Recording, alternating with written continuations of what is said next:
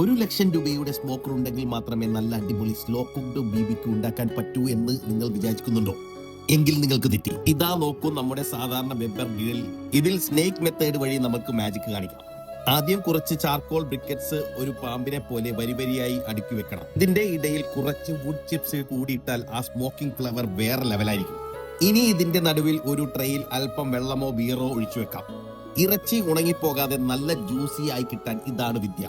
ഇതിലേക്ക് നമ്മുടെ സ്പെഷ്യൽ പെപ്പെ BBQവിന്റെ മസാല കൂടി പുരട്ടി ചിക്കനോ മീറ്റോ വെച്ച് കൊടുത്താൽ സംഗതി ഉഷാറായി.